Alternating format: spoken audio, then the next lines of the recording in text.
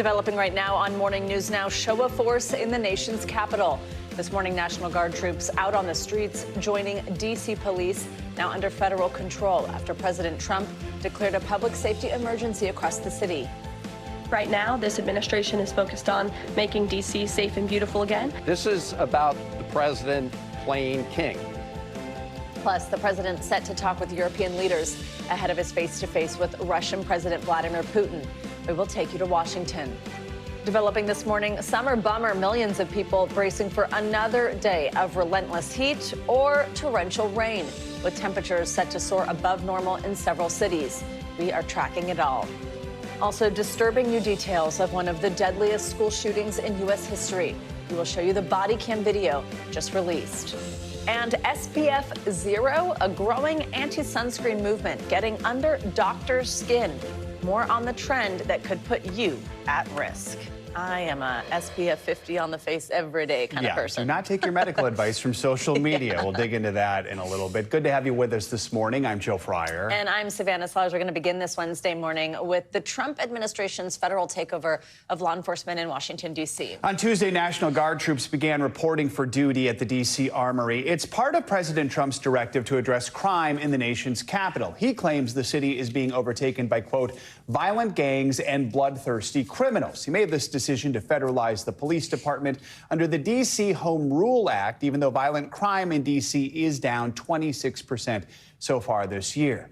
We're also learning new details this morning about Mr. Trump's highly anticipated meeting with Russian President Vladimir Putin, which is set for this Friday in Alaska. We now know the summit to discuss the potential end to Russia's war in Ukraine will take place at a U.S. military base in Anchorage. We'll have more ahead on Friday's summit in a moment, plus analysis from our John Allen. Let's begin with NBC News correspondent Alice Barr in Washington with the very latest. Alice, good morning. Good morning, Joe and Savannah. The National Guard deployment has begun here in the nation's capital, responding to what President Trump calls out-of-control crime, while the mayor is defending the city and calling the president's actions an authoritarian push. A new sight for tourists at some of Washington, D.C.'s most visited landmarks as hundreds of National Guard troops began deployments in the nation's capital overnight, joining D.C. police now under federal control for 30 days on orders from President Trump, who declared a public safety emergency. We are removing as many criminals from the streets, and we are cleaning up D.C. as best as we can. The White House touting 23 arrests Monday night by federal agents, from homicide to guns and drugs, also promising to remove homeless encampments and move people to shelters for services or to jail if they refuse. These are pre-existing laws that are already on the books. They have not been enforced. Protesters and critics in Congress slamming what they call a manufactured crisis and presidential overreach. He's taking away checks and balances. City leaders pointing to dropping violent crime stats over the past 2 years. The mayor meeting with the attorney general, promising to make the most of the surge in federal resources while criticizing what she called an authoritarian push. We all need to do what we can in our space, in our lane, to protect our city and to protect our autonomy.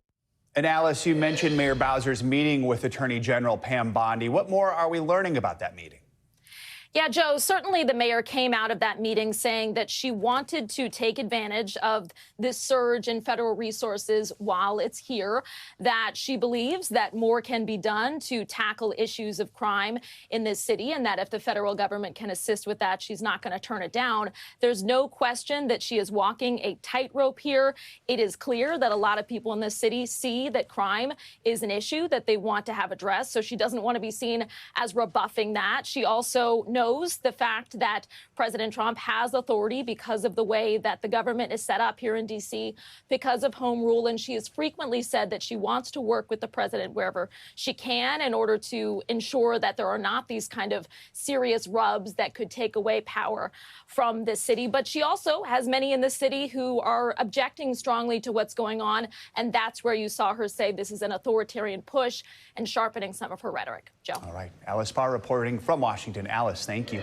Now let's focus in on President Trump's upcoming meeting with President Putin in Alaska. We have NBC News reporter Matt Bodner joining us for more on this. Matt, good morning. So Ukraine's President Zelensky, who's not a part of this meeting, is holding talks with European leaders this morning before joining them on a call with President Trump. Tell us, what's going to be the message from Europe and from Kyiv to Mr. Trump ahead of this meeting?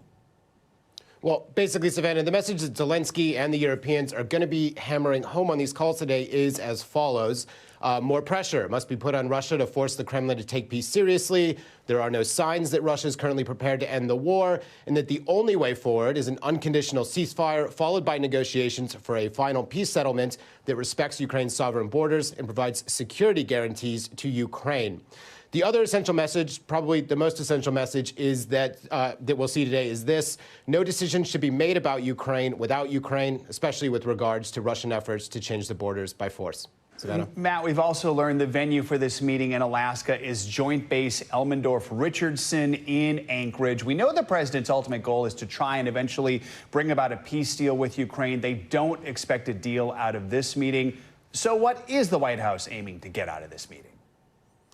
Well, Joe, the White House seems to be trying to manage expectations at this point, and for the Ukrainians and the Europeans, that may be slightly encouraging. It will be interesting to see what the White House has to say after today's meetings, but essentially, they're now framing this as sort of an exploratory venture to see what's possible. Take a listen to this. I think this is a listening exercise for the president. Look, only one party that's involved in this war is going to be present. And so this is for the president to go and to get, again, a more firm and better understanding of how we can hopefully bring this war to an end. It's hard to imagine there's going to be any surprises about what Putin plans to say in Alaska and what his ultimate aims here are. In her briefing today, Russian Foreign Ministry spokeswoman Maria Zakharova suggested there will be no concessions offered by Russia. When she was asked about territory, she said, quote, "The territorial structure of the Russian Federation is enshrined in the constitution of our country, and that says it all. Therefore, the goals of the Russian delegation are dictated by national interests." That is a reference to the 4 regions of eastern Ukraine that Russia has formally annexed. They did that a few years ago. And those would be Donetsk, Luhansk, Kherson, and Zaporizhia. Russia does not have full military control of these territories. The Kremlin wants all of it. Joe? Matt, also, I know you told us kind of some of the non-negotiables that could come out of this conversation with Zelensky and European leaders today, but tell us more about land here. Would Ukraine even consider giving away any territory or swapping territory, as Mr. Trump has suggested? So obviously we don't know what's going on behind the scenes, but publicly it's really difficult to see how Zelensky could even begin to consider that. The fact of the matter is the Ukrainian parliament has enshrined in the Ukrainian constitution that entire regions of the country can't just be given away. It would require a national referendum. So there's this question of public opinion. And, you know, the Ukrainian public is, of course, war-weary. This is taking a huge toll on them. But there's really not much evidence that the public is ready to accept those kinds of concessions to end the war. So Zelensky is really bound by law and public opinion one way or another. Savannah? All right, Matt Bodner, thank you very much. Let's bring in to NBC News senior national politics reporter Jonathan Allen. John, good to have you with us. Let's pick it up right there. Secretary of State Marco Rubio describes this upcoming summit as a feel-out meeting, saying it's, quote, not a concession to Putin. The White House really wanted to get this meeting on the calendar. Now it seems like they're trying very hard to manage the expectations for it. What's going on here? I mean, they have to manage expectations because, you know, the president said during his campaign that he would end this war on day one, and it's been 7 months or so. You know, it's not his war. It's not the United States' war, and yet he is interjecting himself into the middle of it to try to get it stopped.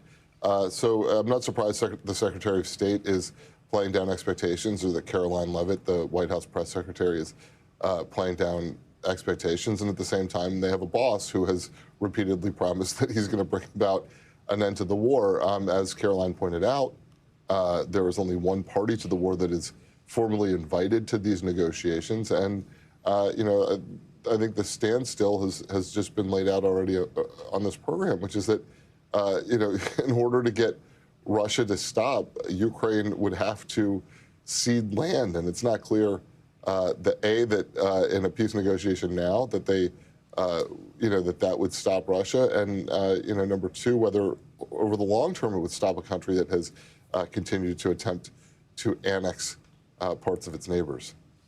John, we also want to chat with you about what we were talking with Alice about just a moment ago, the National Guard troops arriving in Washington, D.C. at the direction of President Trump. We heard some of this with her, but I want to play a little bit more of city officials there in D.C. addressing this yesterday. We'll talk after.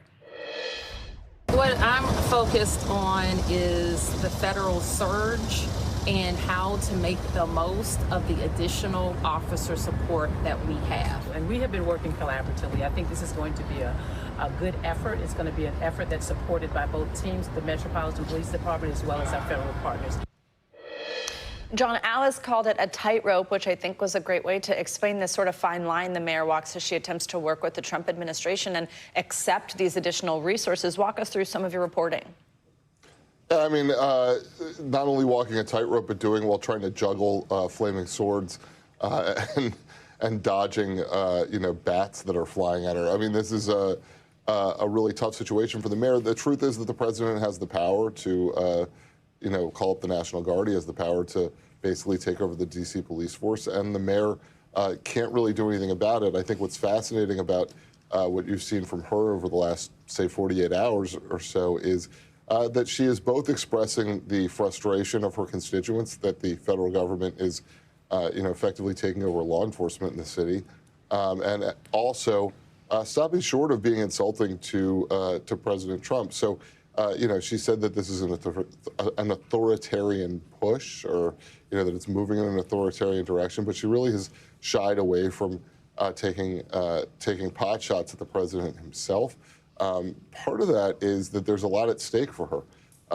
Not only does the president have the ability, if he wants to kind of continue to take over the city for the moment, the Congress is still sitting on $1 billion that it basically froze in D.C. money earlier this year in what was called the One Big Beautiful Bill.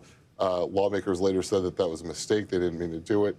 And the Senate turned around and passed a repeal, but it's sitting in the House right now. So she's got $1 billion on the line at the very least. All right, John Allen, always good to have you with us. Thank you, John. Let's get to the weather. Our other big story here, the summer swelter. It's going to roll on again today. Millions of people across the country are under heat advisories as record-breaking temperatures are expected on both coasts. It seems as if it's not the heat, it's then the rain. Powerful storms caused major flooding in southeastern Tennessee, trapping people in their homes and in their cars. NBC News correspondent Erin McLaughlin, she's in Norwalk, Connecticut. She's joining us with the latest. Erin, good morning. So let's start on that heat. Just how hot is it expected to get today, and in which parts of the country? Hey, Savannah, it was absolutely scorching yesterday. Let's talk about some of the record temps we saw here in the Northeast. Pull up some of these stats. In Burlington, Vermont, it reached 98 degrees. And to put that temperature in perspective, it was last 93 degrees in 1947. That was the previous record. And then you have Syracuse, New York, saw another record, 95 degrees. That hasn't been seen in Syracuse since 1944. And then in Augusta, Maine, it reached 97 degrees. That hasn't been seen since 2002. The previous record there was 93 degrees. It has been sweltering here in the Northeast, sending folks to splash pads like the one behind me for relief. Today expected to be another scorcher. And then further south, we saw some flash flooding, record-setting rains in Tennessee. Tennessee, just get this, in a matter of 4 hours, saw 6.42 inches of rain. That is more than 2 inches per hour, triggering these intense flash floods. We saw these water rescues. And as the waters are receding there in Tennessee, there's a flood threat going on right now in Alaska due to what authorities are calling a glacial outburst. They're ordering evacuations in parts of Juneau. The city of Juneau releasing a statement saying, quote, a glacial outburst has occurred at a place called Suicide Basin. The basin is releasing and flooding is expected along the Mendenhall Lake and River. Officials recommend residents in the 17-foot lake level inundation zone evacuate the area until the floodwaters recede. We understand that it's the third time that that area has been evacuated due to a so-called glacial outburst, the third summer in a row. And this unrelenting weather, really rolling on across the country this summer. That is the first time I've ever heard of a glacial outburst before. So, Erin, with all this extreme weather all over the country, what are experts saying about the things folks should do to stay safe? You know, yesterday I spent the day at the heat lab at the University of Connecticut, where they actually study this very question that is becoming more and more urgent as the climate gets warmer and the climate situation gets worse. First and foremost, they say, you know, make sure you're staying hydrated. Also, know your body. Check in with yourself, especially if you're spending prolonged periods outside in some of these intense temperatures. Make sure that you're taking time to cool down. They're pointing to things such as cooling vests, cooling scarves, and bandanas. That really does the trick. You may see folks, I know I see it in New York City, carrying around those little portable fans. Experts there say, no, that doesn't do the trick. You need some water on the skin. All right, really good tips. Aaron, thank you so much. Let's get a closer look now at where we'll see those high temperatures today with your morning News Now weather. Yeah, we've got Michelle Grossman joining us this morning. Hi, Michelle. Good morning. Hi there, guys. Well, yeah, definitely coast to coast and everywhere in between. It is hot for so many of us. We're looking at temperatures well above normal for this time of year. And we do have heat alerts, but not necessarily where you don't see a heat alert. That doesn't mean that it's not going to be hot. We're going to see temperatures really hot for a lot of us. 16 million people impacted by heat alerts. We have heat advisories. That's in the orange. And we also have extreme heat warnings in the pink. So that includes places like Phoenix and Las Vegas. We are looking to the west. We're looking to parts of the south, along the southeast, and also parts of the mid-Atlantic, the Northeast, and New England with temperatures well above normal. This is why we have those two big areas of high pressure that is just bringing in this warm air. It's also bringing in the humidity on the East Coast. I'll show you that in just a minute. But take a look at some of these numbers. We're looking at 110 in Las Vegas. That's 7 degrees above what is typical for this time of year. And near the triple digits in Boise, Billings, we're looking at 97 degrees today in Denver. And it's not just the West, not just the Intermountain West. We're looking to New England. Aaron mentioned some numbers there, but we're looking at Portland today, 89 degrees, 11 degrees above what is typical for this time of year. The heat goes on tomorrow. We're looking at temperatures near 100 degrees in parts of the Northern Plains and Rapid City.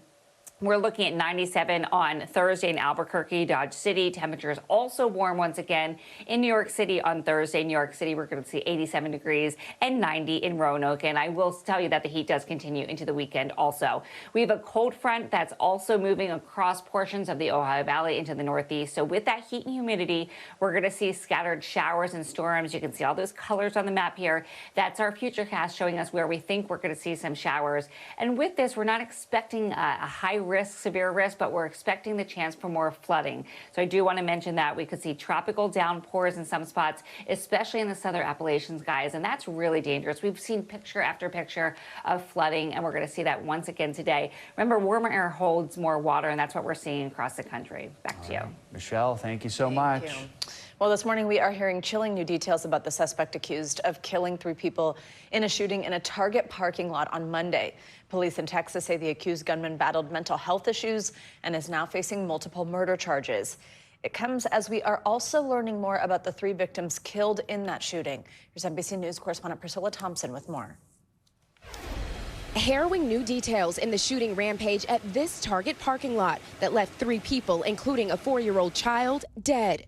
32-year-old Ethan Nineker appearing bloody and bruised in this booking photo, now charged with those murders. The suspect is armed and has shot multiple people. Police say the 911 calls started pouring in at 2:15 p.m. Authorities arrived to find Hector Martinez Machuca, a Target employee, shot. Attacked randomly while collecting shopping carts, police say. He was transported to the hospital where he was later pronounced deceased. The suspect then fired off more shots, they say, before running up to a gray Toyota, shooting the driver, 65-year-old Adam Chow, and killing his 4-year-old granddaughter Astrid in the back seat. They were pronounced dead at the scene. Police say the suspect threw Mr. Chow's wife from the vehicle as she clutched the child, then stole the car, sped off, and crashed it. Over the next hour, Nineker committed multiple crimes, including attempting to steal a water truck, causing multiple crashes, assaulting another female driver, and stealing her Volkswagen. Police say they found him across the city in a backyard, naked, holding a Bible, where they used a taser to bring him down. He said that he was Jesus, and there was really no reason whatsoever given. It was a completely random choosing of the victims. According to authorities, the suspect has a history of mental health issues, including 2 2018 police calls for an emotionally disturbed person. Austin police say he's been convicted in the past for violation of a protective order, driving while intoxicated, and assault. This man had some serious issues. There were some serious failures here. Ashley Fairley was checking out inside the Target with her daughter when gunshots rang out. We're not doing well. I feel nothing. I just feel like void in a way. The Chows are remembering Adam as the steady backbone of the family and young Astrid as pure silliness and joy, writing, "We are broken and miss them both so much." And one of the key questions that remains to be answered is where exactly this suspect got this gun. Police say that they believe he used a handgun that he got from a family member. And I did ask investigators whether or not there could be additional charges for anyone else as it relates to that gun. And they said that that is something they're investigating. Back to you. All right, Priscilla, thank you. In Pennsylvania, there are new questions about what caused the explosion at a steel factory outside of Pittsburgh. 2 people were killed in Monday's explosion. 10 others were injured as investigators continue looking for answers into what caused the blast. We're hearing from one worker about the moment it happened. NBC News correspondent Adrian Broaddus has the latest. Devastating damage seen from above after this massive explosion at a U.S. steel plant as investigators work to find the cause. We're not going to speculate. We're going to let the people do their work and support them in that important job. Officials say there were no warnings that indicated any problems at the factory. Routine maintenance is what they were preparing for. I think it was actually going to happen next week. Andrew Macy has worked at the Clairton steel plant for 44 years. There was a very loud bang. We looked to our left, thinking that on the main line of our railroads, the 2 engines collided head on. And then as we turned to our right, we saw a plume of black smoke. And immediately, there was silence. Here's video of the plant from 2019. You see the 5 smokestacks at the center. And this is what it looks like after Monday's blast. Aerials show portion of this bustling work site, now a massive cleanup operation. The remains of a truck and scattered debris. What caused this explosion, and is it safe to operate? Well, first, it is safe to operate now. We don't know the root cause of the issue. It was isolated between a couple of our batteries, so we're investigating that. The explosion killing 2 people. 39-year-old Timothy Quinn, a father who came from a steel mill working family. The second person killed has yet to be identified. They're family. That's what we are in here. And in an incident like this, we bond together and we'll all come back. And part of the plant remains shut down as a precaution while repairs are made and the investigation continues. Plant officials say they are assembling a team, which includes outside investigators, to speak with the people who were on site at the time of the explosion to determine what happened. Meanwhile, at least 5 people are still listed in critical but stable condition. Adrian Broaddus, NBC News, Clairton, Pennsylvania. Much more to come here on Morning News Now. Later this hour, the promising new research for couples hoping to get pregnant. News about the positive impact of weight loss. But up first, after the break, horror and heartbreak all over again. Hours of footage just released 3 years after the Uvalde school shooting. Stay with us. Welcome back. In Texas, the Uvalde School District is now releasing hours of new body camera footage from one of the deadliest school shootings in U.S. history. It comes after a lawsuit was filed by NBC News and other organizations. The videos document delays by law enforcement as children's parents demanded action. NBC News correspondent Morgan Chesky has the details, and we do want to warn you, some of the content you're about to see and hear is disturbing. Sir, this is Uvalde with the school district police. Can you please put your firearm down? New video capturing crucial moments inside Uvalde's Robb Elementary School after a gunman opened fire on May 24th, 2022. The district releasing hours of never-before-seen footage showing a response caught amid confusion and chaos. At 11:40 a.m., just minutes after the shooter entered the school, you can see officers treating his grandmother, the first victim, who ID'd her own grandson as the gunman. Salvador Ramos. Apparently he just shot his grandmother. Outside Robb Elementary, as precious time passed. Sir. Panicked parents heard off camera, shouting at authorities to do something. By 12 p.m., with dozens of armed officers lining hallways, the school's police chief, Pete Arredondo, began pleading with the gunman, barricaded inside a classroom. These are innocent children, sir. Please talk to me. Please talk to me, sir. No response is ever heard. I need cover. I got more kids. Nearby, other officers tried to clear classrooms of terrified students and teachers. Go, pass. Go, go, go, go, go, go, go, go, go, go. At 12:08 p.m., the gunman's own aunt heard begging authorities to shoot him. Get him! Get him! Help us, help us. He's doing it because his mom and everything. Nearly an hour after that first gunshot, authorities shout questions back and forth, looking for keys. Who has the master key down there? Anybody? Who has the master key? They'd later find the door unlocked. Painful minutes follow until 12:50 p.m. when a team of officers breached the classroom.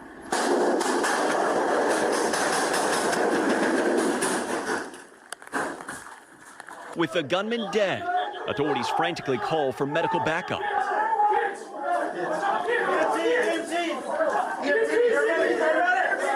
The frightening scene unfolding into one of the deadliest school shootings in U.S. history. NBC News has reached out to the families of those victims, but has yet to hear back. Arredondo and another district officer are the only two who faced criminal charges for their actions that day. Both have since pleaded not guilty. All right, Morgan Chesky, thank you for that report. Well, one of the stated goals of the Trump administration's trade war is to bring manufacturing jobs back to the United States. But when it comes to clothing, a look at the country of origin labels in your closet may show you what a tall task that is. Americans spend over $500 billion on clothing a year, nearly all of it made overseas. Well, to find out why, NBC News Now anchor Vicki Nguyen went to Oklahoma, where one brand has been making jeans for more than 100 years. Chances are your favorite clothing brands are made overseas. From the tags in your closet to the top sellers on Amazon, Walmart, or Target, a label that says Made in America is tough to find. In fact, just 2.5% of the clothing sold in the United States is actually made here. The labor pool has shrunk. In the 1990s, there were almost 1 million apparel manufacturing jobs in America. Today, fewer than 100,000. To understand what it takes to make clothes in the U.S., we visited Roundhouse in Shawnee, Oklahoma. It's one of the last remaining U.S. factories making jeans, jackets, and bib overalls from scratch with 100% American cotton. The clothes appeared in shows like Friends. Oh, not much. And How I Met Your Mother. Thanks. By the way, I really like those overalls. Founded in 1903, it is Oklahoma's oldest manufacturer. Vice President David Antosh says his family took over Roundhouse over 60 years ago with the goal of making affordable American jeans. For Roundhouse Jeans, American made is our heritage. Our goal is to make jeans here in America for $70 that the average American can buy. But staying made in America isn't easy, and the company has had to adapt to global realities. Today, more than 97% of clothing sold in the U.S. is made overseas, in places like China, Bangladesh, and Vietnam, where labor is much cheaper. And the U.S. has lost more than half its apparel makers, down to just 6,000, compared to more than 15,000 25 years ago. What are some of the biggest challenges that you're up against now, trying to make all of these products in America? Well, Roundhouse Jeans' biggest challenge is workforce. There aren't any other American factories doing what we're doing. And so when we try to find new employees, we have to train them from scratch. And that can take months, even years for them to build up and get more efficient. 3/4 of the people who start don't make it through because the job is that tough. Yes, it's a very highly skilled job that requires a lot of patience. At this factory, giant rolls of denim 60 feet deep are cut by an electric saw into patterns that are then sewn by hand by Roundhouse's team of skilled sewers. Each pair of jeans takes 40 steps to complete. Sydney is sewing the legs on a pair of jeans. If she doesn't get it right, the 20 steps before this are all a waste because we need that leg to be perfectly straight. Antosh says he pays wages above the local average, and many employees have stuck around for decades. But this American factory isn't paying all the bills. Our profit margins are extremely low. We make hardly any money on these jeans. In order to survive, Roundhouse sells about 300,000 pairs of jeans a year. About half are sewn here in Oklahoma. The other half made in Bangladesh with American-grown cotton and imported back to the States. They're almost half the price of their American-made jeans, but earn much higher profits. So this company wouldn't be able to survive if you didn't have some products that were made outside of the U.S. Yes, it is essential for Roundhouse Jeans to have retailers selling products that, while they use 100% American cotton, are sewn outside the U.S. and selling products that have a higher margin that really pay for this American factory. By keeping a foot in both worlds, Roundhouse says they hope to protect American manufacturing and provide jobs for their hometown. It really helps the community. There's very few factories like ours that still exist. Other companies, we've seen them go by the wayside because they have to start charging prices that are much higher. If we weren't here offering it at this price point, who would be? And that's why we're here. Vicki Nguyen, NBC News. Such an interesting report. Thanks, Vicki. Coming up, a trend that could burn you literally. Doctors sounding the alarm on a growing movement to skip out on sunscreen. More on the trend and what you should know to keep your family safe. Plus, potato problems, the new research linking fries and diabetes. Your weekly checkup next on Morning News Now. We are back with our weekly medical checkup. Today, we're diving into new research showing how losing weight before IVF could boost your chances of getting pregnant. Plus, how a small tweak in the way you walk might ease knee pain. For more on these health headlines, let's bring in our friend, NBC News medical contributor, Dr. Kavita Patel. Dr. Patel, good morning. Always great to see you. Let's start this first one. It suggests that women with obesity who do a weight loss program before they start IVF, they ended up increasing their chances of getting pregnant. What type of weight loss programs are we talking about here? How effective is this? Yeah, Savannah, Joe, this is a great study that was done and published out of the UK by a group of researchers who really wanted to understand, could you actually get more likely to get pregnant if you lost weight? And that could be pregnancy naturally or by IVF. What researchers did is they basically collated about 12 studies that were high quality to look at exactly this issue and found that indeed, that if you started out with higher weight, and had a low weight loss from either low energy diets, that means low calories, Savannah, getting to your question, or an exercise program, or even medications. We've been talking a lot about medications like GLP-1s. There are other medications as well that were included, that you were 21% more likely to get pregnant, either naturally or by IVF. Now, this is not a causal relationship. These were just studies that were looking at these relationships that were observed. So researchers really want to use this to see if they can have women talk to their doctors, and that gets us to our doctor orders. If you can, try one of these weight loss programs, but do it under supervision. Some of these programs can be extreme if they're not handled under supervision. And then ask for help. I tell women this all the time. Don't wait until you are experiencing any losses or confused about how to get pregnant. Start that conversation early. And no matter what your age, it's never too early. All right, let's talk about a new study that shows retraining how people walk can help alleviate knee pain from osteoarthritis. I feel like half the people I know who are older than me are having knee replacement surgery, so perhaps this could help. I mean, what are some of the changes people can make? How would those changes help out? Yeah, and Joe, this is another one where it's never too early to think about these changes. All right, in this one, researchers from a global group looked at over 69 participants. They actually divided people after looking for a certain type of osteoarthritis. They wanted to look for people that had the knees, the inside of their knees where they got their osteoarthritis. And there's a reason for that, because what they wanted to do is then with MRIs and actually with really interesting biomechanical interventions and feedback, they actually just helped people move and adjust the angles of their feet and how they walk. They didn't put them in different shoes. They didn't put them in anything fancy, but they did put them on a treadmill and put them with like these shin kind of biomechanical feedback monitors to tell people, hey, this is the right angle to adjust your foot. And after 6 weeks, the group that was trained kept this up. And after a year, they found that it slowed down their need for taking any pain medications for their osteoarthritis. And after doing an MRI after a year, it actually decreased the cartilage loss. So what this means for anybody here, because if you're not one of those 69 participants, what can you do? Talk to the doctor as well, because you too could possibly make some small adjustments. This is breaking research. And you can also talk about other things like, for example, weight loss and lifestyle adjustments.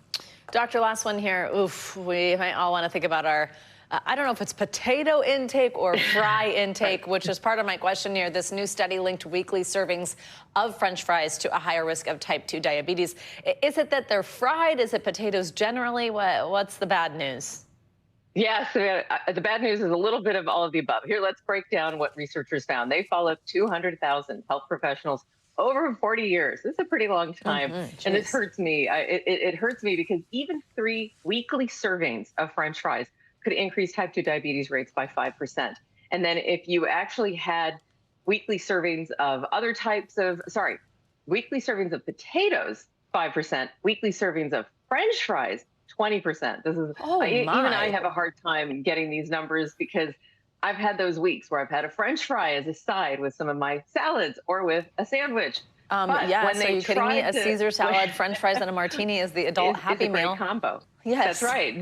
Now, when they substituted baked, boiled, or mashed for the fries, it did help. When you substituted all of the above for whole grains, and what are whole grains? Those things that we've talked about here before, just even things like brown rice, things like just whole grain bread, that could actually lower the rate by about 19%.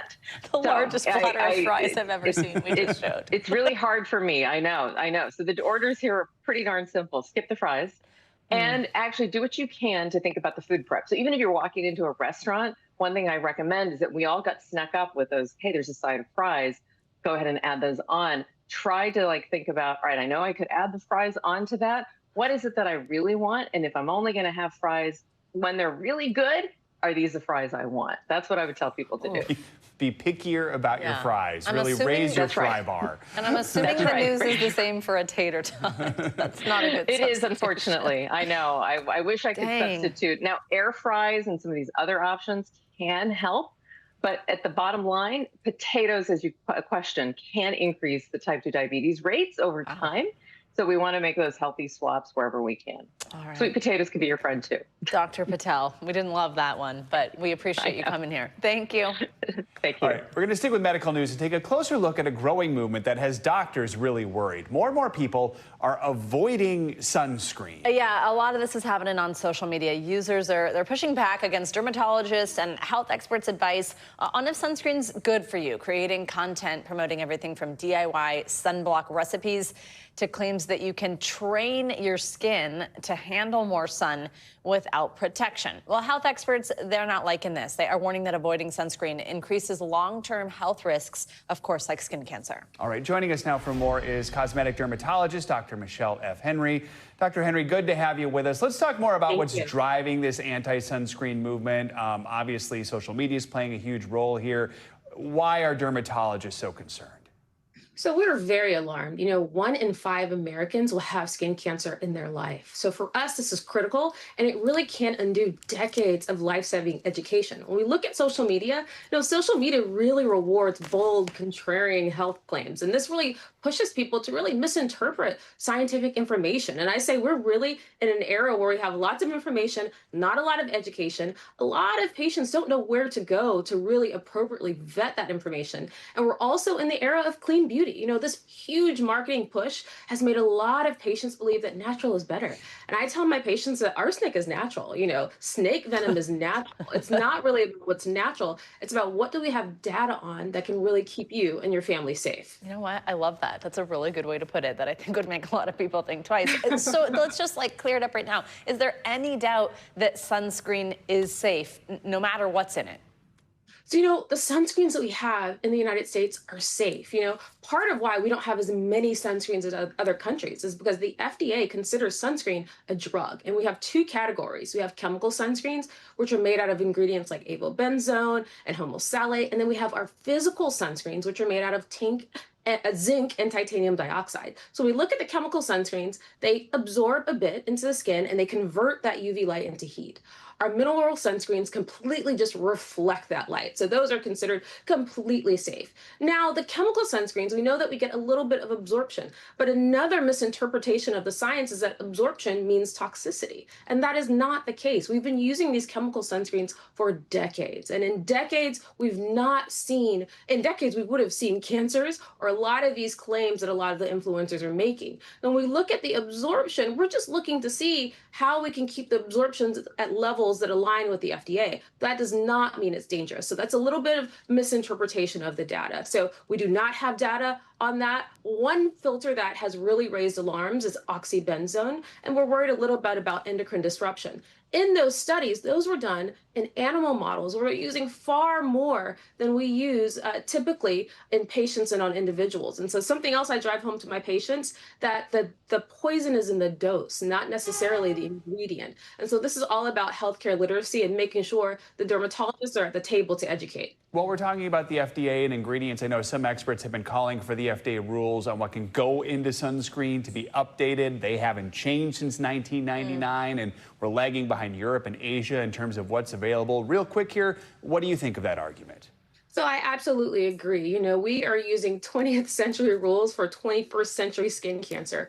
And so something has to change. You know, patients are seeking other markets, seeking other approaches. You know, we want sunscreens that work well with our patients' lives, that integrate well into their skin, that is something they will use, because use is what's most critical. I always say the sunscreen I love is the one that you'll use. So we really need more filters to give patients more options. All right. Important conversation. Dr. Michelle F. Henry, thanks for coming here and helping explain fact and fiction.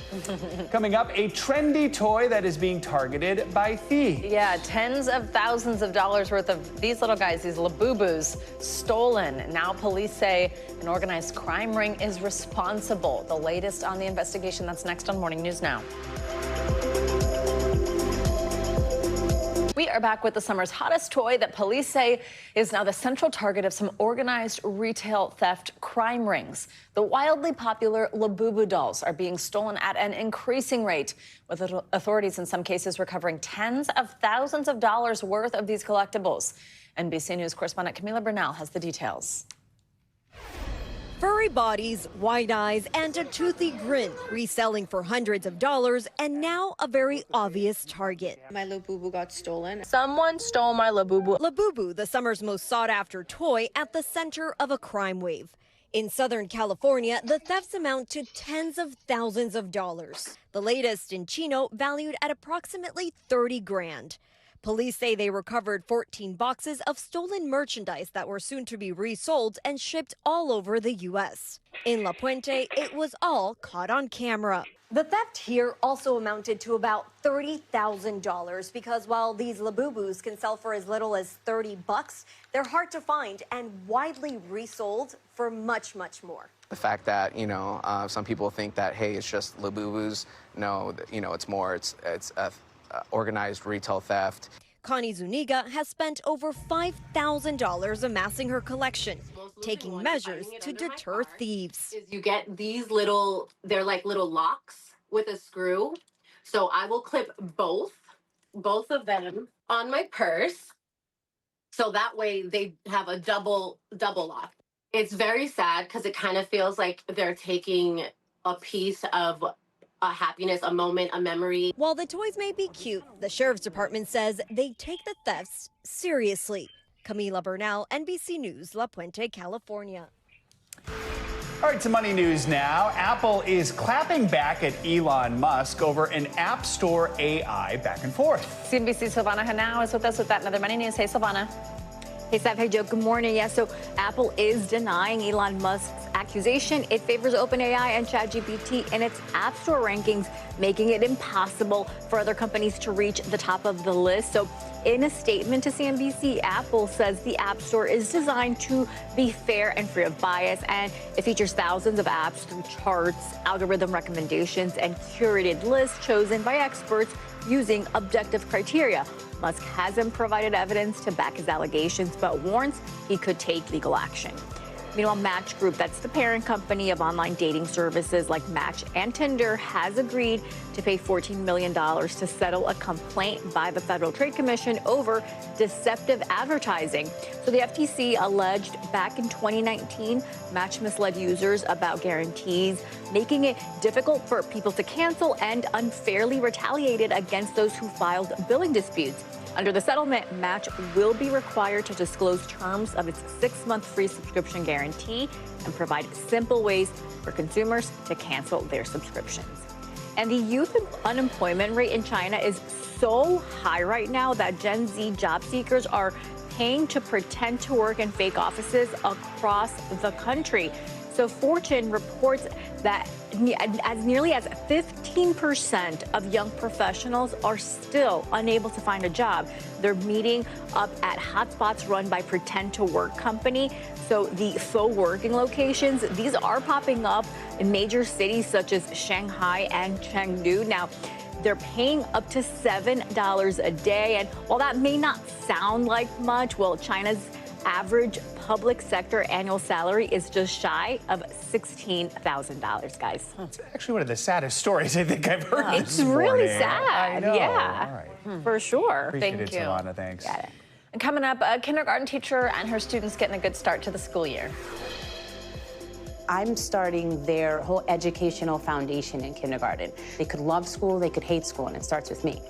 When we come back, the sweet surprise that's helping her class recover after a challenging year. Morning News Now. We'll be right back.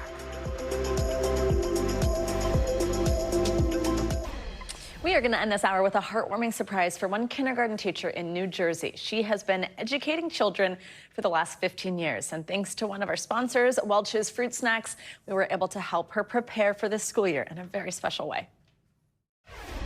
I'm starting their whole educational foundation in kindergarten. They could love school, they could hate school, and it starts with me. Every year, Jennifer Reguino is eager to welcome new kindergartners. What do you love about that age? Their little faces, they just grow leaps and bounds.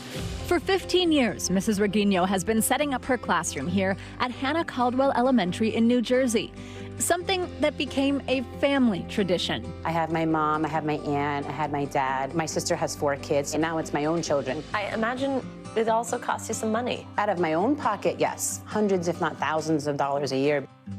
But last fall, teachers were forced to part with many of their supplies when the school was shut down. After mold was discovered, staff and students were displaced to temporary classrooms to finish out the year. It just showed how strong our community was. Despite the challenges, Mrs. Reguino was later recognized as Teacher of the Year in the district. When you think about a teacher, they don't just come and teach and go home, and that's her. She's constantly in it. She has a heart for the kids. She's definitely an individual that puts time into every single one of them. Winning the award was bittersweet for the kindergarten teacher, whose father passed away around the same time. My dad was always such a huge supporter of me, and he'd be so proud. After nearly 10 months of cleanup, Hannah Caldwell is ready to welcome back students. For Mrs. Reguino, returning to an empty classroom means going back to the drawing board. What's your plan for how to replace all that? Time, donations from parents. What if we could help a little bit? Yeah. That would be great. Maybe a little more than great. a little bit. Like $10,000? Oh my God.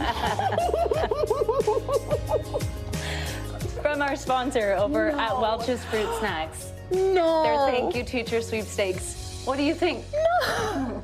What is that going to mean for your classroom? It's not just my home away from home. It's the kids' home away from home. They love to come here. And I always love to create that environment for them. I have another little surprise. No, that's too much.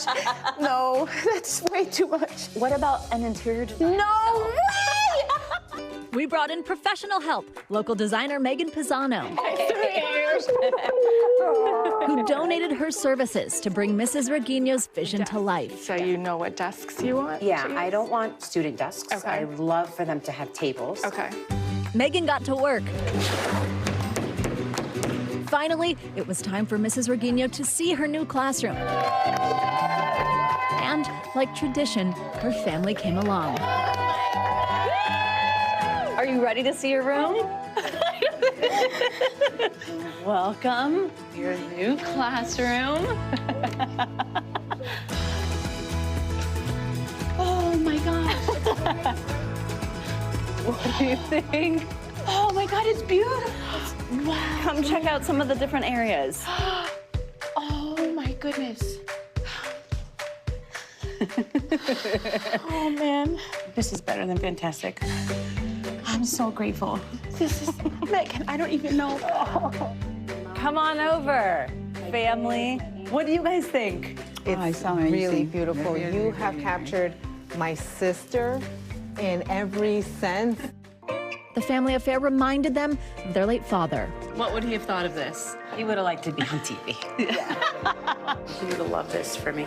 Let's bring your students in. Wow. It's crazy. Do we love it? Isn't it so cool?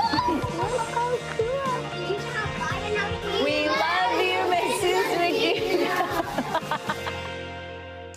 As you can see, we had so much fun that day. We got a big shout out to the students, parents, and staff at Hannah Caldwell Elementary who helped us celebrate Mrs. Urguino.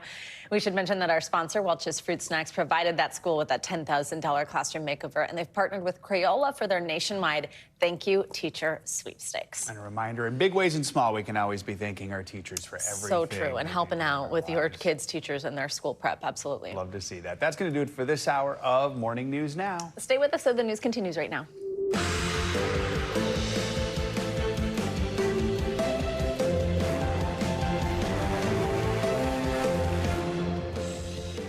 Good morning. Thank you for starting your Wednesday with us. I'm Savannah Sellers. I'm Joe Fryer. Right now on Morning News Now, too hot to handle. A coast-to-coast summer scorcher, shattering heat records in several spots, making it harder to breathe for millions in some of the nation's largest cities, like right here in New York.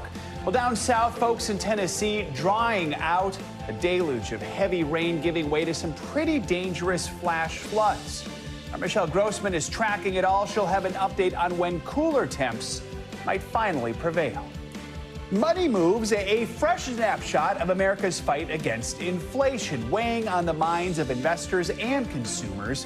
Tuesday's government report revealing price tags on things like airfare, housing, and car insurance soaring to highs not seen since February. Even with those lukewarm numbers and the looming impact of President Trump's tariffs, Wall Street seems to be shaking it all off. So what does this mean for your bottom line? Plus, a new executive order from the White House paving the way for some big changes to the way that many folks save up for retirement. Why some experts are warning the risks of President Trump's latest crypto push could outweigh potential rewards for your 401k.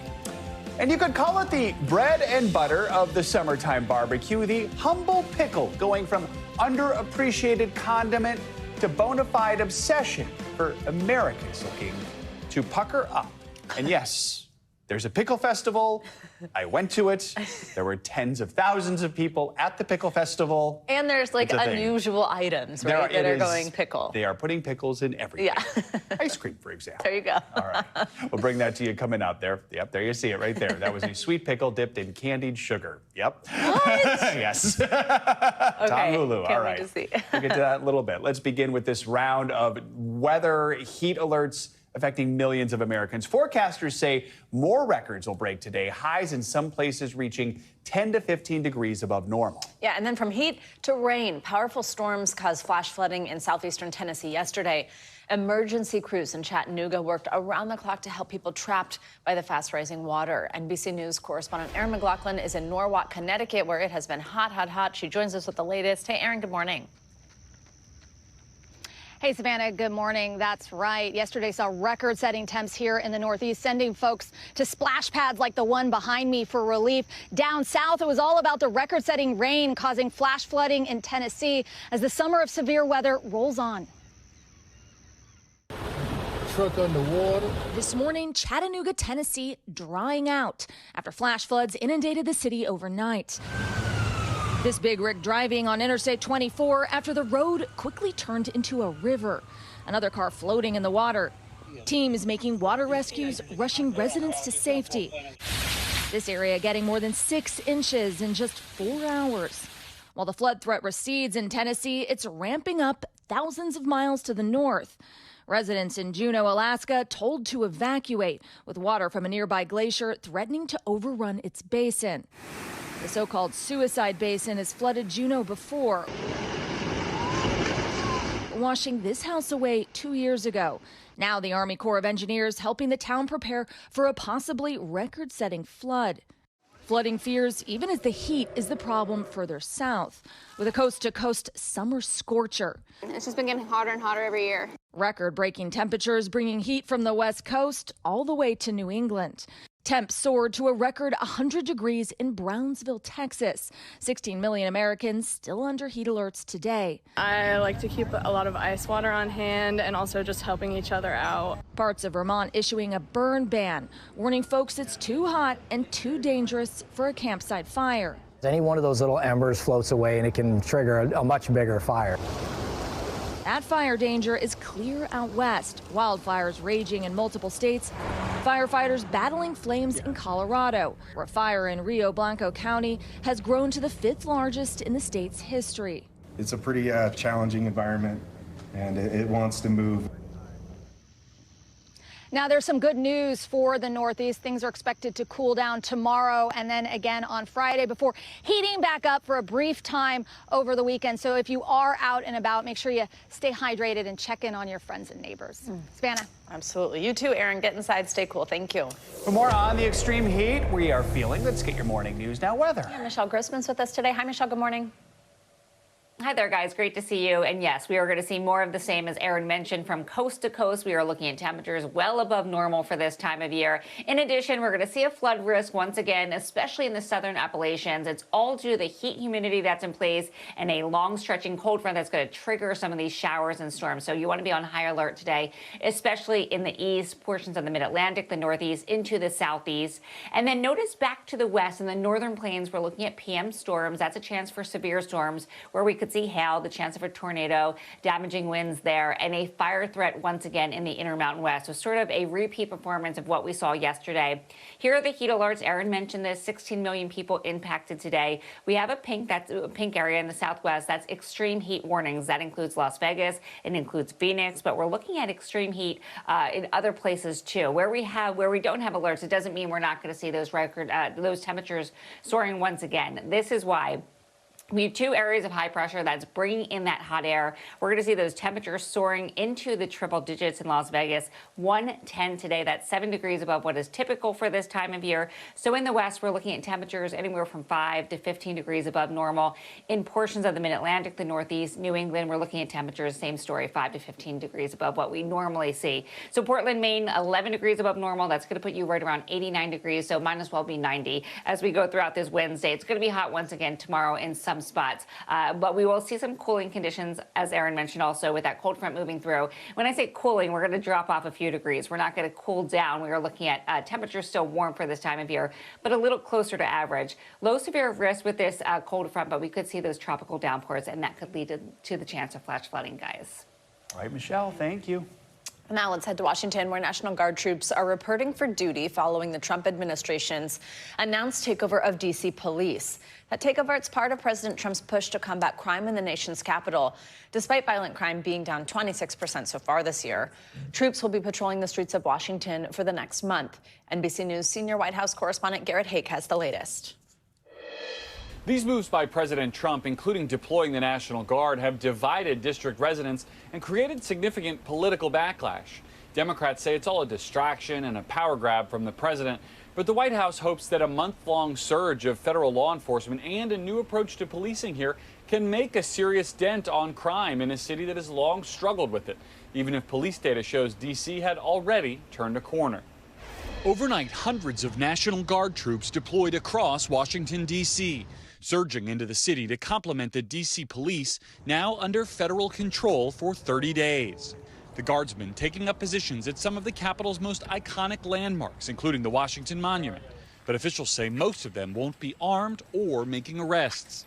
It's the most visible sign of President Trump's push to cut crime in the district. The White House touting nearly 24 arrests made by federal personnel Monday night. The Trump administration will relentlessly pursue and arrest every violent criminal in the district who breaks the law. D.C.'s Democratic Mayor Muriel Bowser, who along with the district's police chief met Tuesday with Attorney General Pam Bondi, said yesterday she will make the most of federal help that she says she's powerless to refuse. We're going to put those officers to good use. But later in a town hall, Bowser speaking out against the intervention. We all need to do what we can to protect our city and to protect our autonomy and make sure we elect a Democratic House so that we have a backstop to this authoritarian push. President Trump on Monday arguing his dramatic intervention is needed to combat an unacceptably high homicide rate and out-of-control crime in D.C. To rescue our nation's capital from crime, bloodshed, bedlam, and squalor, and worse. That apocalyptic vision disputed by D.C. police crime stats that show a falling violent crime rate the last 2 years, and a January report from the U.S. Attorney's Office that violent crime is at a 30-year low in the district. While Democrats are blasting the president's move, calling it a power grab and a distraction. This is a deeply expensive game that the president is using, where he's using taxpayer dollars, millions of them, to try to put on this demonstration of force that frankly just makes him look weak. As for the cost of this deployment of the Guard, right now that's unknown and unknowable. While the White House has to give up control of the D.C. Police Department in 1 month's time, Defense Secretary Pete Hegseth said Monday that the Guard deployment could potentially last much longer. All right, Garrett, thank you. There are growing concerns the U.S. economy might be heading toward stagflation. So in July, inflation rose year over year by 2.7%. That was slightly less than expected, still above the Fed's goal of about 2%. So stagflation, that occurs when unemployment and inflation are high and economic growth is slow, all at the same time. Despite that, the S&P 500 and the NASDAQ closed at record highs yesterday. CNBC retail and consumer reporter Melissa Repko is here to help break it all down. So some economists say these new tariffs are nudging us towards stagflation. Explain to us what exactly we'd need to see for that to happen, and what would it mean for consumers if we did get into that area? So it's really this concerning combination of slower growth and higher prices. And we have seen some ingredients of that, but the U.S. is not experiencing stagflation yet. It's something that economists are closely watching, particularly because there was the recent disappointing jobs report. And so that kind of raised some concern. And for consumers, unfortunately, it still is a period of great uncertainty because it's unknown what tariffs will mean, particularly in the back half of the year. Companies are still absorbing these costs, and it's unclear how much they will continue to pass on.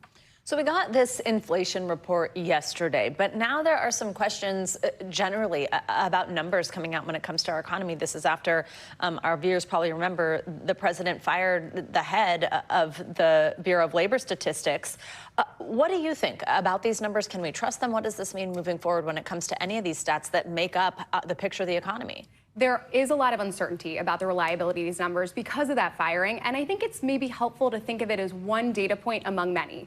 We will hear in the next 2 weeks from some of the biggest retailers in the country, Walmart being one, and they will offer another window and other data points into how consumers are responding and how much they've had to raise prices if they're seeing cooling demand. And so it may be helpful to kind of look at this as one data point among many on how the economy is faring and how the U.S. consumer is doing. What could all this mean for the Federal Reserve meeting come September? We know they haven't lowered interest rates in a while. Some people thought maybe it's possible that's going to happen next time around. What are they going to be looking at to make their decision? So yesterday's CPI number was generally seen as a positive. Wall Street reacted positively because it set the Fed on the path for rate cuts. So the belief was that with that number not being quite as high, better than feared, it keeps them on track for a rate cut come fall. So that was seen as generally good news by investors, which explains why the stock responded pretty well. All right. Melissa, good to have you with us. Thank you so much. Thank you. Well, this morning we are learning more about the suspect police say is responsible for that deadly shooting in a Target store parking lot in Austin, Texas. Authorities now believe he randomly chose his victims, including a 4-year-old girl. NBC News correspondent Priscilla Thompson is in Austin with the latest. Priscilla, good morning. Yeah, Savannah, good morning. The suspect in custody had a history of run-ins with police, according to authorities, including 2 prior mental health incidents. And we spoke with a woman who was inside this Target as those gunshots rang out, and she described being at the self-checkout counter with her 13-year-old daughter and just running. We are also this morning hearing from the family of 2 of the victims, describing their heartbreak after losing their patriarch and his young granddaughter. New details this morning about the horror that unfolded in this Target parking lot, where police say 32-year-old Ethan Nineker opened fire at random, killing 3. What happened was an unprovoked and deliberate attack, a deliberate act of violence. Innocent lives were taken in broad daylight. He is armed with a firearm.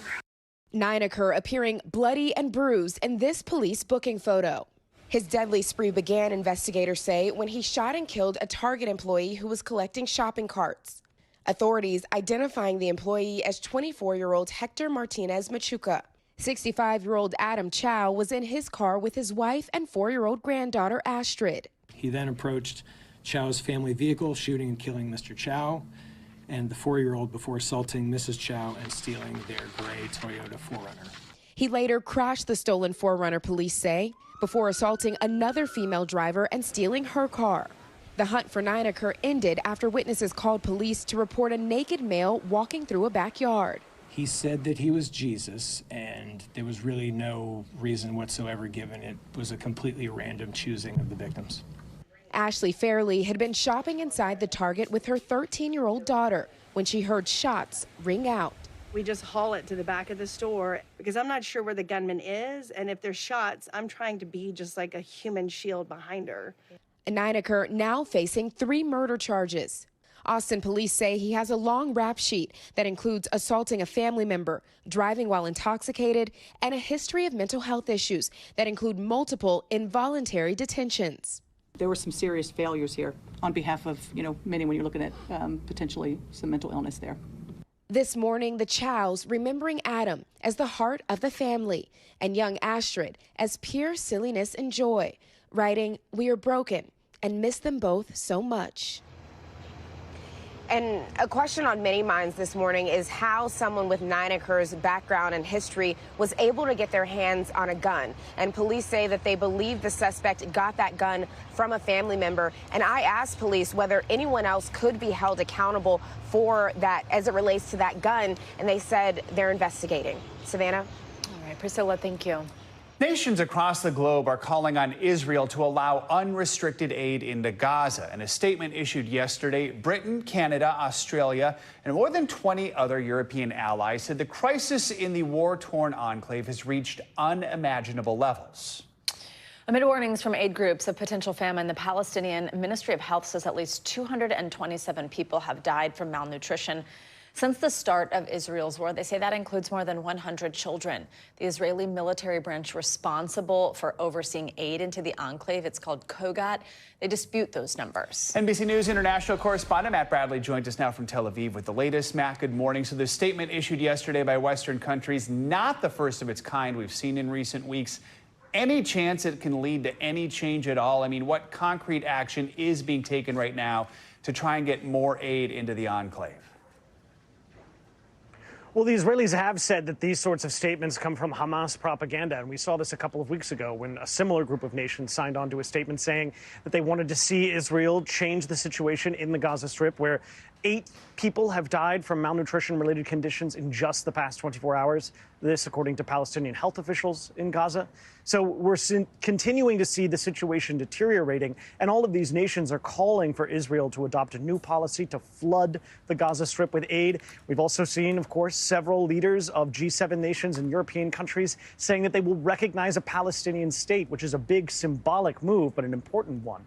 So we are seeing increasing anger around the world about the situation in the Gaza Strip, but the Israelis have seen that before. And it's unclear whether heady off of their victories in Lebanon and Iran and looking as though they're really about what according to a lot of people in the halls of power, believe they are winning against Hamas, well, they might just continue on despite all of the international anger. Matt, also Israeli Prime Minister Netanyahu, despite all that, pushing forward with this new offensive in Gaza City. What is the latest on the ground? Yeah, well, we're hearing, as I mentioned, 8 people dead from malnutrition in the past 24 hours. And we're seeing reports and hearing reports about projectiles being launched by the Israelis in the areas or around the areas where Benjamin Netanyahu said the Israeli military was going to be intervening further in Gaza City, the Al-Mawasi camps, the central camps in the Gaza Strip. These are areas that Benjamin Netanyahu laid out and have been very controversial. He's doing this against the warnings of his top generals, of his top chief of staff. And according to Israeli media, there has been a lot of reports of shouting matches inside the halls of power about this very plan. It really has landed with a lead balloon here in Israel.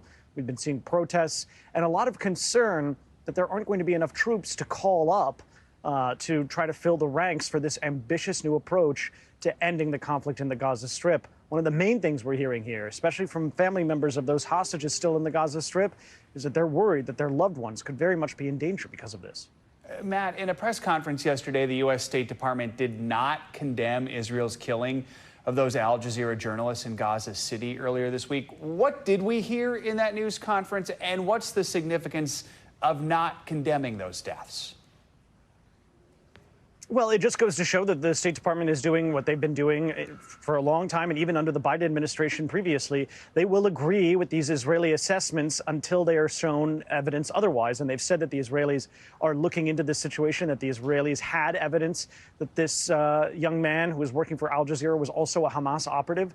Al Jazeera and this man himself, before he died, strenuously denied these allegations repeatedly. And even after he died, we heard from the spokesman for Israel's military, he came out and said that they had evidence that this guy was on the payroll for Hamas. Again, this was denied. So it's a very controversial new statement. But we heard from Tammy Bruce, the spokesperson for the State Department. Here's what she had to say about it. Israel has released evidence that Sharif was part of Hamas and was supportive of the Hamas attack on October 7th. They're the ones who have the evidence. Hamas historically has had members who are embedded in society, including posing as journalists. It is a horrible thing to do for those of you who are committed to finding information for people, to be in that situation. So as you can hear, she is hewing to Israel's line, at least for the time being. That having been said, we've heard of obfuscations on the part of the Israelis with the deaths of journalists over the years. So this is something that we wonder whether the administration is going to be keeping their eyes on. All right. Matt Bradley. Matt, thank you. Well, a Los Angeles woman is speaking out this morning after she was taken into ICE custody during immigration enforcement operations in L.A. earlier this summer. The 32-year-old says she was held in a detention center without access to water for 24 hours, despite providing proof of citizenship. CNBC's Hetty Chang sat down with her. Andrea Velez has yet to physically return to work near 9th and Main Street in downtown Los Angeles, where the 32-year-old works as a production coordinator for a shoe company. I take it day by day. That day, June 24th, Velez says her mom and sister had just dropped her off at work. It was like a scene, like they were just ready to attack and chase. Velez describes seeing unmarked cars and masked men in civilian clothing going after people. All I felt was that he grabbed and just slammed me to the floor. Velez says she tried to tell the plainclothes agent who arrested her that she's a U.S. citizen. He said that I was interfering with what he was doing, so he was going to arrest me. And that's when I asked him to show me his badge number, his ID, identification. I asked him for if he had a warrant, and he said I didn't need to know any of that. Velez's sister, sobbing through this video, called 911. We were already driving away, and she, in her mirror, she's like, they're taking your sister. In this criminal complaint, federal prosecutors say Velez stepped into an agent's path and extended one of her arms in an apparent effort to prevent him from apprehending a man he was chasing after. Velez says while officers were processing her into a detention center in downtown, she again tried to tell them she was a U.S. citizen and did nothing wrong. So they didn't believe me. And then I gave them my real ID. And at one point, I gave them my driver's license and even my Kaiser health insurance card. Velez says they still didn't believe her. She spent 2 days in the detention center where she says she had nothing to drink for 24 hours. And you have to buy utensils to eat. This lady, she was going to get out that day, and she was very kind enough to give me her cup and her sport. Velez was released from custody 2 days after her arrest, and a month ago the Department of Justice dismissed her case without prejudice, which means her case is closed temporarily. I don't have any criminal history. I've always tried to do the right thing. I've never hurt anybody in my life. We reached out to the DOJ for our story today. A spokesperson said they had no comment. I think it's insane that this is all happening. I've never imagined that this would ever be occurring here in America. Our thanks to KNBC's Hetty Chang for that report. There's much more to come on this hour of Morning News Now, including what you need to know about a brand new executive order from President Trump that could shake up your 401k with cryptocurrencies. First, after the break, a scary summer of sharks as many East Coast beachgoers on high alert. How police right here in New York are working to keep swimmers safe. That's next. Stay with us. We're back now with a new string of shark sightings at beaches across the country. The latest A massive great white recorded by a drone swimming in the waters off the coast of Maine. NBC News senior national correspondent Stephanie Gosk is at Jones Beach here in New York, joins us with more on what officials are doing to try and keep beachgoers safe. Steph, good morning. Hey, good morning, Joe. You know, it's gearing up to be a beautiful beach day here on Jones Beach. The New York State Park Police have already been out here making sure that it's a safe one as well. They have a number of drones that they fly off the coast here looking for sharks. They've spotted a few this summer. Mostly, they tell us, sand sharks. They might shut the beach down for a couple of minutes or so, and then people can go back in the water. That is not what they're talking about off the coast of Maine, where, as you mentioned, they spotted what was a possible 10 to 12-foot long great white. It has felt like a summer of sharks, with yet another sighting putting swimmers on high alert. This video shared by police shows what is believed to be a 10 to 12-foot great white swimming off the coast of Scarborough, Maine. The predator spotted as recently as Tuesday along a roughly 12-mile stretch of coastline. Our concern was with the volume of people that are recreating and swimming. We want to make just people aware. It's just the latest shark sighting in the Northeast. Last month, a lobsterman encountered a rare group of great whites in Harpswell, Maine, while New York's police department has deployed these drones to watch over the city's beaches. Experts say those extra eyes in the skies mean shark sightings and warnings will likely become more common. If you're not used to hearing about sharks in the water, it might seem a bit alarming, but they've been there all along. It's just that we're now aware of it. Still further south, some encounters have led to frightening attacks. This one caught on camera as a lemon shark bit a scuba diver in the arm. And earlier this month off the coast of Pensacola, They advised that a person's been bit by a shark. 28-year-old Chance Armand was spearfishing in deep water when an 8-foot bull shark darted toward him. I knew that I had a fish strapped to my chest, and so it was either put my knee up in between us or take a bull shark to the torso. The animal's teeth clamped down on Armand's knee, leaving behind a large and deep wound. Their teeth are so wicked sharp, like you don't even feel it cutting through your leg. Remarkably, at the hospital, Armand says doctors discovered there was no damage to any of his bones or tendons. It just missed everything. It was just one giant flesh wound. Beyond officials tracking sharks or looking for sharks in the water, the public can actually look themselves. There's a great app, Joe. It's called Sharktivity. And what it does is it tracks some of the tagged great whites that are in the waters off the East Coast or actually off the coast wherever. And in addition to some other sharks. Now, it's not exhaustive. It's not telling you where every shark is, but it can give you some peace of mind when you're at the beach and you're about to go into the water. It's also just, if you're interested in science, just kind of interesting watching these sharks move around, Joe. It's like find your phone, but for sharks. All right, Steph, thank you so much. Appreciate it. All right, let's hit to international headlines. Now we're going to start in South Korea, where the country's former First Lady has been arrested. NBC's Matt Bodner has that and other news around the world in 60 seconds. Matt, good morning. Joe, Savannah, good morning. Former First Lady Kim Kyung-hee has denied all of the charges against her. Those include stock manipulation and bribery. Prosecutors say Kim made over $500,000 as part of a price rigging scheme involving the stocks of a BMW dealer in South Korea. This is all said to have happened before her husband was arrested for his failed martial law declaration last year. Moving along now to Greece, multiple wildfires have erupted near popular tourist destinations across the country. It's leading to evacuations, power outages, and a massive firefighting effort. A brutal heat wave has hit the European continent, and we're seeing wildfires also breaking out in Spain, France, and Portugal, to name just a few. Moving along now, an American teenager who is both a hobby pilot and a social media influencer has been stuck on a remote Antarctic island since June when he was accused of landing there without permission. His name is Ethan Guo, and he was attempting to fly all 7 continents solo. He is in trouble with Chile, which has territorial claims on the island.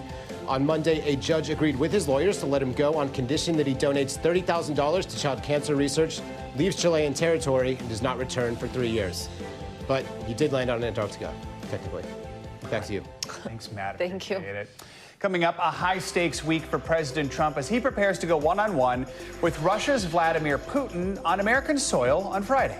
When we come back, we'll take a deep dive into the commander-in-chief's past and potential future with both President Putin and Ukraine's President Zelensky. That's next on Morning News Now.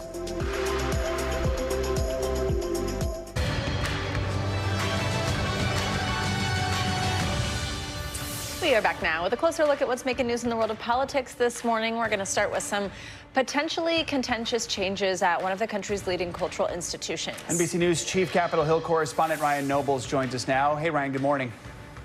Savannah and Joe, good morning to you guys. The Smithsonian could be on the verge of a major overhaul, and one that could come with some controversy. The White House announced plans for a major review of all the museum's exhibits heading into the celebration of America's 250th birthday. The goal is to ensure that, quote, the museums reflected the unity, progress, and enduring values that define the American story. But historians and some critics are concerned that it is a continuation of President Trump's efforts to revamp cultural institutions with the goal of leaving out some of the more difficult aspects of the country's past. In Ohio, a familiar face is planning a comeback. Former three-term Senator Sherrod Brown, who lost his seat in the 2024 election, is planning to run again for the Senate in 2026. Brown will challenge incumbent John Husted, who was appointed to the seat left vacant when J.D. Vance left to become vice president. Now, Brown lost in 2024 by a little more than 3 points, but it was in a state that Donald Trump won by 11. Democrats hope without Trump on the ballot that they've got a shot at winning this seat back. And President Trump is hoping congressional Republicans will move on from the Epstein scandal. Well, they are off on their August break, but there are already signs that may not be the case. Kentucky Congressman Thomas Massie is teaming up with Democratic Ro Khanna to host a group of Epstein survivors at the Capitol as soon as the recess breaks. Massie's goal is to keep the pressure on the administration to release the files connected to the late convicted sex offender. And that's where we start the day in politics. Guys, back to you. All right, Ryan, thank you so much. Ahead of this Friday's summit between President Trump and Russia's President Putin, we're examining Mr. Trump's relationship with both his Russian and Ukrainian counterparts. The president says ties to both men can help him end the war, but his push for peace has been fruitless so far. NBC Nightly News anchor Tom Yamas explains. As the world waits for President Trump's high-stakes summit in Alaska with Vladimir Putin, Trump's relationship with the two leaders now taking center stage. I know Putin very well, get along with him. I know Zelensky very well. In 2023, the president boasted from the campaign trail he could use his ties to Putin and Ukrainian President Volodymyr Zelensky to bring a swift end to the bloodshed. Before I even arrive at the Oval Office, shortly after we win the presidency, I will have the horrible war between Russia and Ukraine settled. I get that done in 24 hours. 24 hours. It'll be done within 24 hours, you watch. But 200 days into his second term, war rages on. Sometimes you're better off letting them fight for a while and then pulling them apart. We're talking tremendous hatred between these two men. Trump's interactions with the Russian leader go back more than a decade before his political rise. Putin has done an amazing job of showing certain leadership that our people have not been able to match. The two exchanging kind words publicly before the 2016 election, meeting in person 6 times during Trump's first term and speaking several times over the phone. In 2018 in Finland, President Trump even seeming to side with Putin over his own intelligence services after they concluded Russia interfered in the 2016 election. I have President Putin. He just said it's not Russia. I will say this, I don't see any reason why it would be. Trump later claiming he misspoke. Since returning to office, the president's relationship with Putin has run hot and cold. I'm disappointed in President Putin. Trump growing frustrated at Putin's persistent war effort, writing on social media in May that Putin had gone absolutely crazy amid a string of Russian bombings. As for Zelensky, the president's ties to him stretched back to his first term as well. The president impeached after asking Zelensky to investigate the Biden family while threatening to withhold military aid. My call was perfect. The president yesterday of Ukraine said there was no pressure put on him whatsoever, none whatsoever. But despite a series of meetings before taking office this past January, Trump's relationship with Zelensky has soured at times as well, most dramatically in front of the cameras in the Oval Office. Your country is in big trouble. I know. You got to be more thankful, because let me tell you, you don't have the cards. With us, you have the cards. But without us, you don't have any cards. The two last meeting on the sidelines of Pope Francis's funeral in April. before their country signed an agreement to invest in Ukraine's rare earth minerals. Zelensky now insisting Trump and Putin can't agree to any deal to end the war without him, as President Trump strikes a cautious tone about his rendezvous in Alaska. This is really a feel-out meeting. I'm going to meet with President Putin, and we're going to see what he has in mind. Tom Yamas, NBC News. Coming up, we are talking retirement with a new money move from the White House that could shake up your savings. When Morning News Now returns, why some experts are warning President Trump's latest crypto push might come with more risks than rewards later in life. We'll explain next. We are back with the changes coming to your 401k and what you need to know before you invest. President Trump signed an executive order last week allowing Americans to start investing their retirement savings in private equity, cryptocurrency, real estate, and other alternative assets. The president says it'll give retirement savers more opportunities. Some financial experts say it poses much higher risks that far outweigh the potential rewards. Here to break it down for us is NBC News business and economy reporter Emily Lorsch. Emily, good morning. Thanks very much for being here. So just walk us through first this executive order that President Trump signed last week. What does it mean? How can you invest in those other things like real estate with your retirement savings? So those currently saving up for retirement, thinking about that nest egg and being able to be comfortable once they decide to retire, currently have a wide range of options of where they can invest those retirement savings. That includes stocks, bonds, mutual funds, index funds, money market funds. And so this executive order really opens up the options here. It would pave the way for people to be able to potentially invest in private equity, cryptocurrency, real estate, commodities, and other alternative assets. Now, this is a big win for some of these industries because now they'd have access to some of the $12.2 trillion that Americans currently have in retirement savings. Of that, about $9 trillion is specifically in 401k plans. So, asset managers, for example, are really optimistic about this and calling this a big win. But it's clearly not for everyone. I mean, what should folks know? It's definitely not for everyone. Certified financial planners we spoke with basically are warning against this. They're a bit nervous that some people are going to think that the wins here could be really big. Private equity is known to be very lucrative. However, it really depends on your financial circumstance. They warn that you should talk with a professional, a certified financial planner, get advice about your particular situation before you decide to invest in some of these more riskier investments. And one CFP I spoke with actually said currently when she's talking to some of her high net worth individuals, even if they're interested in investing in private equity for their retirement savings, she flat out says to them, are you ready to lose 100% of this? Tomorrow, if I find out this is all gone, do you have enough in retirement savings that you're going to be okay? If that person says no, she says this is not an investment that you should probably make. Take a listen to what she had to say. There is a reason why they are called alternative investments. There is a reason why we have certain regulations currently in place that did not allow this in 401k plans. And even for outside taxable accounts, you have to pass through certain requirements for you to be able to get invested into that. I am concerned.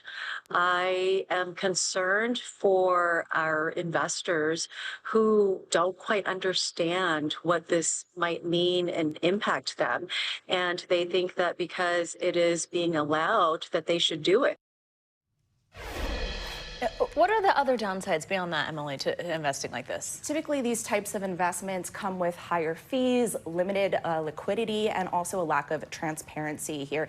So in terms of, for example, lack of transparency, when you're, looking at a stock, for example, there's a real-time price, there's a ticker.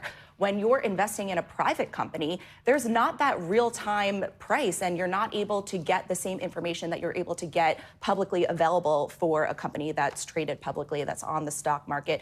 Also, if you're in a pinch and you need to pull, you're getting closer to your retirement age and need to pull from your retirement savings, it could be more difficult to sell these assets. So certified financial planners definitely warn that you need to figure out whether or not this is a risk that you're willing to take before you go ahead and invest in one of these alternative assets. One person you spoke with said this could result in, quote, a massive train wreck where many people are seriously hurt. What do they want to see happen to protect investors? They're really concerned that people are going to hear about this and say, oh, wow, I can get some really big returns. Now, that's not the case for everyone. And even if you are someone, maybe a high net worth individual, there's no guarantee that you're even going to see those big returns. So they're saying, first of all, education. free education, free awareness, free resources, so that everyone, regardless of your personal situation, is able to really grasp your head around what this is, what the risks really are before you decide to invest in one of these alternative assets. And then also limits and safeguards. Some CFPs suggested to me maybe people are limited to only 5 or 10% of their retirement savings can be invested into one of these alternative assets. Also, free financial advice. Of course, as we know, not everyone has access to a professional financial planner or someone who really could break down the risks for them, and an increase in transparency. All right. Emily, thank you so much. Thanks. Staying on your wallet, the future of those classic Kodak moments looking a little out of focus this morning. NBC's Savannah Hanau has that in other money news. Hey, Savannah. Hey, Savannah. Hey, Joe. Yeah, so Eastman Kodak warning investors it doesn't have the financing to pay about $500 million in upcoming debt obligations, while raising doubts about its stability to stay in business. The iconic American company has been hit by a number of issues in the past several years. It filed for bankruptcy in 2012 and just last year temporarily halted film production to upgrade factories to help keep up with demand. The crypto king pleads guilty to fraud charges. Do Kwon, that's the South Korean mogul who led the stablecoin company Terraform Labs, entering the plea yesterday in New York, and that's stemming from that $40 billion collapse of the firm that had promised investors their money was safe. Stablecoins are pegged to assets such as the U.S. dollar to prevent sharp swings in prices, but Terra's coins lost all their value when they plunged below their peg. Prosecutors say they won't seek a prison term of more than 12 years under the plea agreement. And there are certain parts of the country where it's paid off more to be a homeowner than others.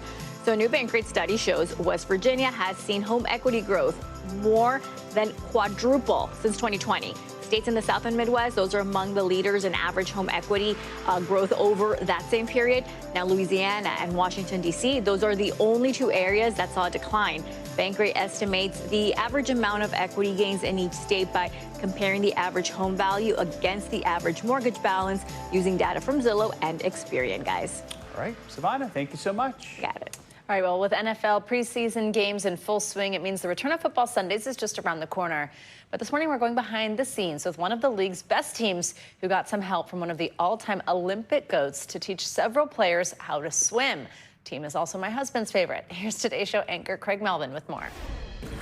Hey, Mr. Phelps, we have a problem. It all started with this video. Did you know that 1 in 3 Ravens cannot swim? 4 Baltimore Ravens calling on the GOAT of swimming to put on his coaching hat for a day. We have a solution for you, sir. Come to Ravens training camp in this beautiful aquatic center and teach us how to swim. The now viral video catching the attention of its intended target, 23-time Olympic gold medalist, Baltimore native, and, yes, lifelong Ravens fan, Michael Phelps. First up, a stop at Ravens training camp to assess the team's aquatic potential. The boys start swimming, we might have to expand this a little bit. And give them a little pre-swim encouragement. When you're on that platform getting ready to swim and you're the only one doing it, how do you take measure of that moment to be at your best? My dreams and my goals were bigger than anybody else on the planet, especially in the swimming pool. It's what you do behind closed doors that no one sees, that gives you the opportunity to stand out on this field every single week during the season and be great. After scouting the team out on dry land, Michael was ready to get to work in the water and invited us along. What's going on, buddy? How are you?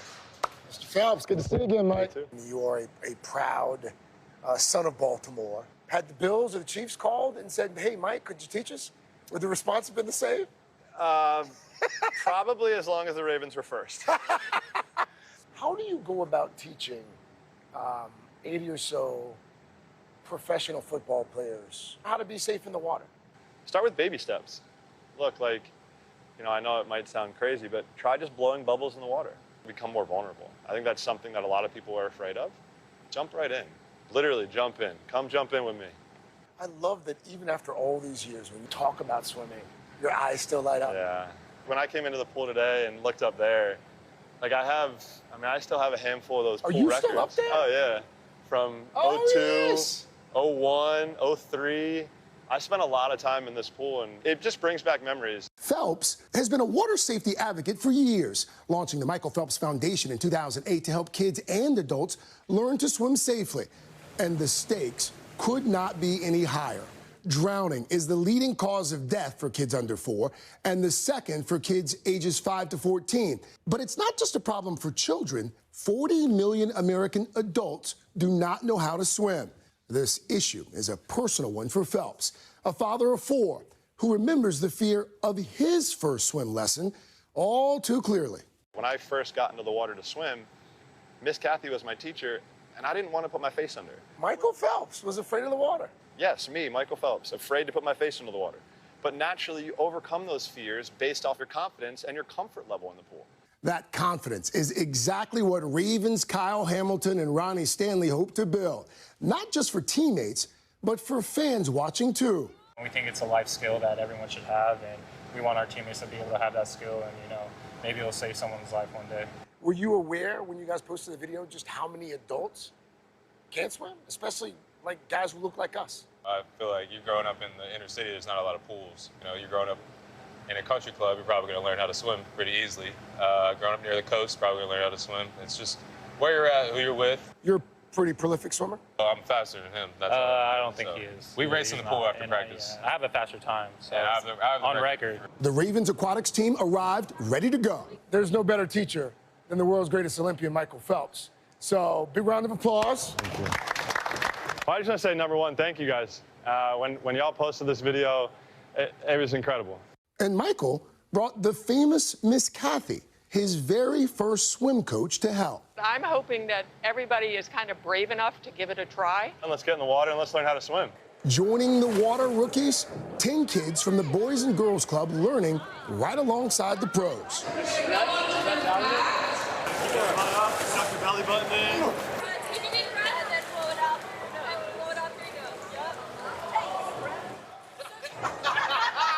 And of course, where there are athletes, there's going to be competition. After lessons wrapped, the Ravens ended the day with a surprise. Your foundation does great things on mental health, awareness, and also water safety. We're going to donate $100,000 to the Michael Phelps Foundation. Thank you both for all you do. For one afternoon in Baltimore, football players became students and role models. And for a new generation of swimmers, perhaps the water just got a little safer. 1, 2, 3. What a cool story. Our thanks to Craig Melvin for bringing us that. Well, with football season now less than a month away, the Ravens will look to get set for a big Week 1 matchup. Sunday Night Football returns for its 20th season on NBC, with the Ravens taking on the Bills in Buffalo on Sunday, September 7th. You can tune into that game at 7 p.m. Eastern. That is on NBC and on Peacock. Football season, almost time. And they're going to motivate so many people to want to learn how to swim. It's so true. Having that exposure, which is great. What a great story. Coming up, there are a few other picks of produce as polarizing as the humble pickle. Yeah, you wouldn't be able to tell, though, at one Connecticut pickle festival where the half-sour hype is real. I'm going to take you inside America's newly brined obsession with this salty sensation. That is next. We end this hour with one condiment that millions of people are relishing. Over the last few years, pickle-flavored foods have grown in popularity. So I went to a pickle festival, yes, that exists, to see what the hype is all about. From snacks to pizza to ice cream, this briny treat has fans, especially younger folks, puckering up. The festival taking place at Mohegan Sun is so massive. Welcome to the Pickle Fest! You could call it a pickle ball. I love pickles.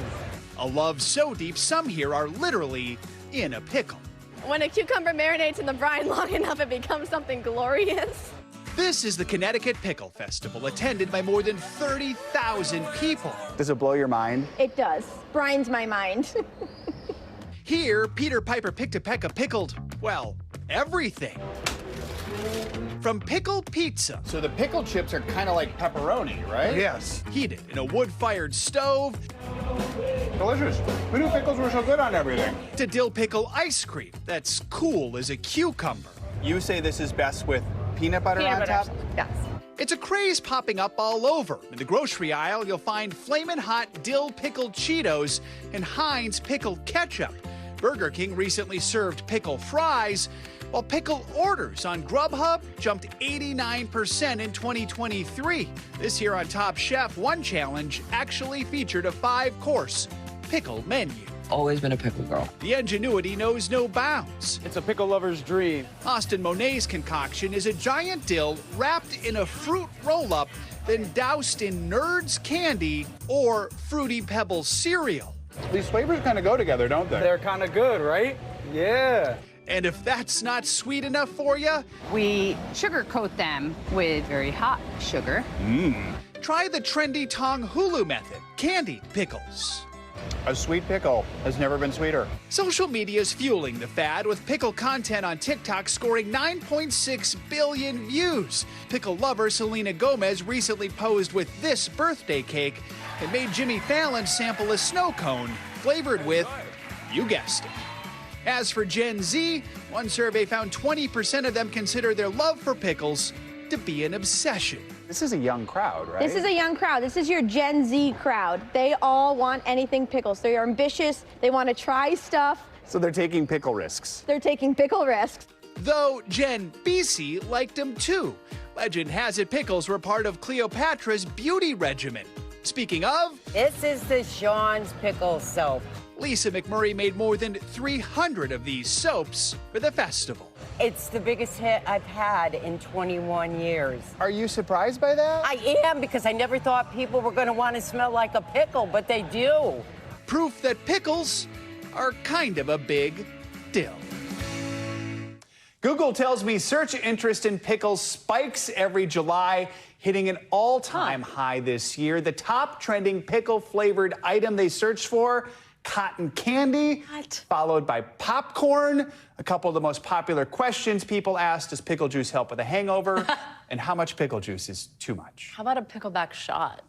Some people will do that. I do that. You do that? Yeah. So it's not bad with a Bloody Mary. So. Yeah. All right, that does it for this hour of Morning News Now. Stay with us. The news continues right now. We thank you for watching, and remember, stay updated on breaking news and top stories on the NBC News app or watch live on our YouTube channel.